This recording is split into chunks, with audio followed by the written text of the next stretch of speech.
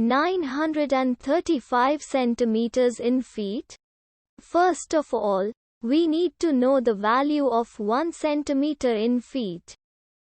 It's always 1 centimeter equals 0.03280839895 feet.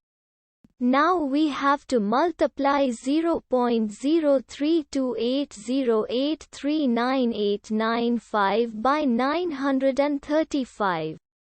Therefore, 935 centimeters times 0.03280839895 feet equals 30.6758530185 feet.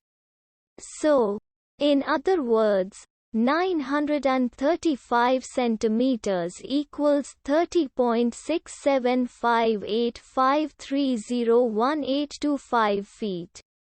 We hope you have enjoyed this video.